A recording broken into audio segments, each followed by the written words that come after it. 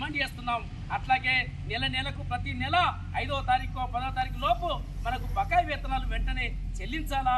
అట్లాగే మనకు కనీసం బట్టలు సరుకులు ఇప్పటిదాకా ఇచ్చినటువంటి పరిస్థితి లేదు.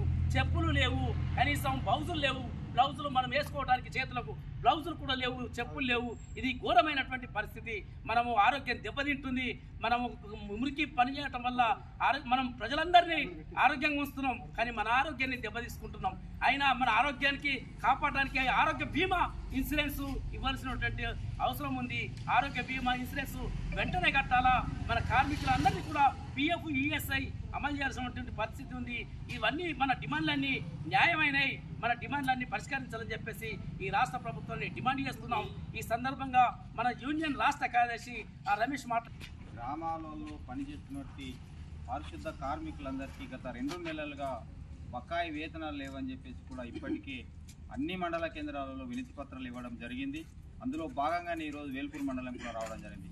కానీ ఇక్కడికి వచ్చిన తర్వాత మనల్ని సర్వే చేస్తే, ఎంక్వైరీలు చేస్తే కనీసం ఇక్కడ జత బట్టలు లేకుండా, చెప్పులు లేకుండా, చేతులు కడుక్కోవడానికి కూడా సబ్బులకు డబ్బులు ఇవ్వకుండా ఈరోజు పని చేసుకుంటున్నటువంటి దుర్భరమైనటువంటి పరిస్థితి ఇక్కడ కనబడుతూ ఉన్నది.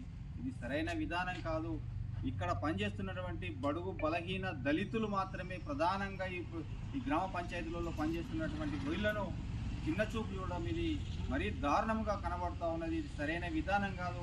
ఎంపీడీఓ గారు తక్షణమే వీటి మీద చర్యలు తీసుకొని ఈ గ్రామ పంచాయతీ కార్మికుల ఆరోగ్య పరిస్థితి, అట్లాగే ప్రమాద బీమా పరిస్థితి కూడా ఇక్కడ చర్యలు తీసుకోవాలని చెప్పేసి కూడా మేము కోరుతున్నాం. ఇక్కడ ఎవరికి కూడా బీమా చేసినట్టుగా కనబడట్లేదు. ఎవరికి కూడా ఆరోగ్య బీమా లేదు, ప్రమాద బీమా లేదు. కనీసం వాళ్ళు పనిచేసిన తర్వాత చేతులు కడుక్కోవడానికి కూడా సరైన సౌకర్యాలు లేకపోవడం అనేది ఇది మరీ దారుణం. తెలంగాణ ప్రభుత్వం వచ్చిన తర్వాత గ్రామ పంచాయతీ కార్మికులను మేము రాజులను చేస్తాం, వీళ్ళకు స్వచ్ఛమైనటువంటి మంచి ఆరోగ్యపరమైనటువంటి ఉద్యోగాలు కల్పిస్తామని చెప్పేసి మాట్లాడినటువంటి ఆనాడు కేసీఆర్ దాన్ని 10 సంవత్సరాలు పాలన చేసి ఎక్కడ కూడా మన కార్మికులను సరిచేసింది కాకుండా మల్టీపర్పస్ విధానాన్ని తీసుకొచ్చి కారాబర్లను, అటెండర్లను, డ్రైవర్లను, ఎలక్ట్రీషియన్లను అందరినీ ఒకతాటికి తీసుకొచ్చి మురికి పని చేస్తున్నటువంటి, జాడు కొడుతున్నటువంటి కార్మికులకు ప్రధానంగా అన్యాయం జరిగింది. ఆ మల్టీపర్పస్ విధానం రద్దు చేయాలని గత 10 సంవత్సరాల నుంచి పోరాటం చేస్తూనే ఉన్నాం. 60 జీవో ప్రకారం వేతనాలు ఇవ్వాలని చెప్పేసి మనం డిమాండ్ చేస్తే దానికి అనుగుణంగా సవరణ చేసి 51 జీవోని తీసుకురావడం వలన ఈరోజు మల్టీపర్పస్ గ్రామ పంచాయతీలు అమలై స్థానికంగా పనిచేస్తున్నటువంటి కార్మికులకు ఈరోజు అన్యాయం జరుగుతూ ఉన్నది.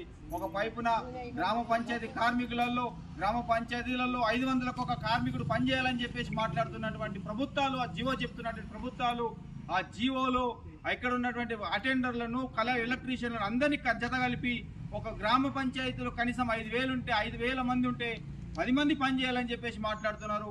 అందులో స్లీపర్లు కేవలం 4 మాత్రమే ఉన్నారు. కారాబర్ అదే కోవాకు వస్తున్నాడు, వాటర్ మ్యాన్ అదే కోవాకు వస్తున్నాడు, ఎలక్ట్రీషియన్ అదే కోవాకు వస్తున్నాడు, డ్రైవర్ అదే కోవాకు వస్తున్నాడు. దాని వలన కింద పనిచేస్తున్నటువంటి గట్టెలు తీసే జాడు కొట్టే కార్మికుల మీద పనిభారం పెరిగి ఈరోజు వాళ్ళు అనారోగ్య పాలవుతున్నారు. ఆ మల్టీపర్పస్ విధానాన్ని రద్దు చేయాలని చెప్పేసి కూడా టీసీఐగా మేము డిమాండ్ చేస్తున్నాం. అంతేకాదు కాంగ్రెస్ ప్రభుత్వం గ్రీన్ ఛానల్ ద్వారా జీతాలు చెల్లిస్తామని చెప్పేసి హామీ ఇవ్వడం జరిగింది ఎన్నికల్లో. ఇప్పటికీ గ్రీన్ ఛానల్ అమలు చేయకుండా 1వ తారీఖు జీతాలు ఇస్తామని చెప్పినటువంటి కాంగ్రెస్ ప్రభుత్వం అడుగుతే గానీ డబ్బులు ఇచ్చే పరిస్థితిలో లేదు. గత సంవత్సరం క్రితం 7 నెలల బకాయిలు కావాలని చెప్పేసి రోడ్డు ఎక్కితే ధర్నాలు చేస్తే 7 నెలల బకాయిలు చెల్లించారు. ఇలా 2 నెలలు గడుస్తుంది, 3వ నెల నడుస్తుంది, దసరా రాబోతుంది, దీపావళి రాబోతుంది, కనీసం జీతాలు ఇచ్చే పరిస్థితిలో లేదు.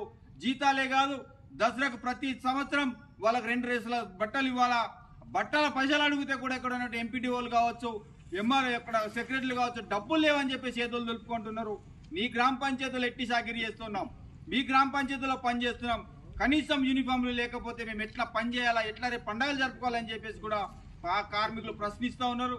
తక్షణమే పంచాయతీ రాజశేఖర గారు కావచ్చు, డిపిఓ గారు కావచ్చు, వీటి మీద ఎంక్వైరీ చేసి ఈ మండల కేంద్రంలో పనిచేస్తున్నటువంటి కార్మికులకు సర్వ సౌకర్యాలు కల్పించాలని చెప్పేసి కూడా మేము డిమాండ్ చేస్తున్నాం. లేని ఎడల పెద్ద ఎత్తున ఉద్యమాన్ని తీసుకొచ్చి కార్మికులను రోడ్డు మీదకి తీసుకొచ్చి తగిన బుద్ధి చెప్తామని చెప్పేసి కూడా ఈ సందర్భంగా గుర్తు చేస్తున్నాం. ఎక్కడైనా కార్మికులు, ఎక్కడైనా కారాబర్లు, దయచేసి కారాబర్లకు విజ్ఞప్తి చేస్తున్నాం. నువ్వు కూడా మల్టీపర్పస్ వే, నువ్వు పెత్తనం చేయకుండా కార్మికులను కలుపుకొని పోయి వాళ్ళకు సౌకర్యాలు కల్పించే విధంగా ప్రయత్నం చేయాలని చెప్పేసి కూడా కార్మికులకు కారబోర్లకి సందర్భం విజ్ఞప్తి చేస్తున్నాం. చాలా చోట్ల మాకు వినబడుతుంది కారబోర్లే ఇక్కడ అధికంగా వేధిస్తున్నారని చెప్పేసి కూడా కార్మికులు అంటున్నారు. కారబోర్లు తక్షణమే అలాంటి వేధింపులు ఆపి కార్మికులతో కలుపుకొని పోయి పనిచేసే విధంగా ఉండాలని చెప్పేసి కూడా ఈ సందర్భంగా గుర్తు చేస్తున్నాం. అంతేకాదు రాష్ట్ర ప్రభుత్వం కూడా తక్షణమే ఈ 2-3 రోజులలో వేతనాలు వచ్చే విధంగా చర్యలు చేపట్టాలని చెప్పేసి కూడా పంచాయతీరాజ్ శాఖ కమిషనర్ గారికి మేము డిమాండ్ చేస్తా ఉన్నాం. కార్మికుల ఐక్యత వర్ధిల్లాలి.